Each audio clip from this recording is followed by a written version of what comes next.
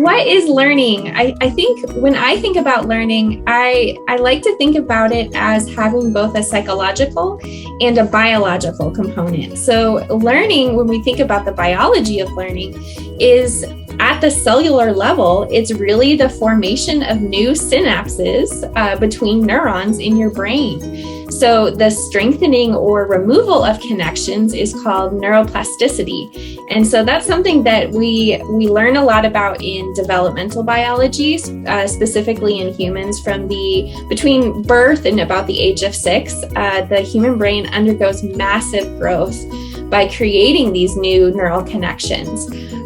So learning itself is really exciting because it causes significant changes in the brain. It's not just simply the process of adding static knowledge into like a filing system. Becoming, I think, more effective teachers through reflection. Really, if we're thinking back and drawing back to this idea of learning being a structural change in your brain, I think one really important thing to remember is that teaching itself is creating conditions that promote these structural changes in our students' brains. And so thinking about, at a more theoretical level, when it comes to the day-to-day of teaching, it can be so easy to spend a lot of time and effort on the creating our slide decks or thinking about our lesson plans or even thinking about this, beautiful activity that we have for our students. And while those things are really important, I think reflection itself is how we can come back to those events later and think about them in a new context and create new connections to ideas and to concepts that might not have been cued in the moment.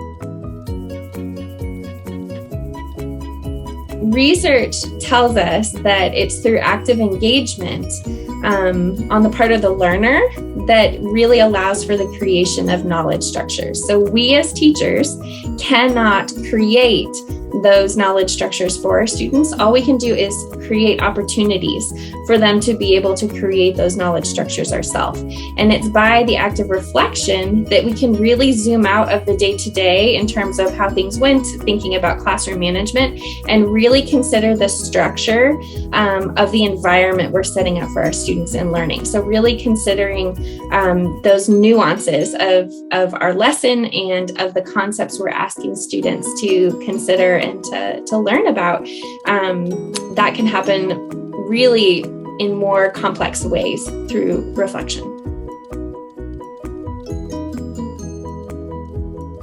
I think the main thing that I struggle with is I know that it's a good practice, but kind of the tyranny of the urgent always seems to push out any plans I have for reflection.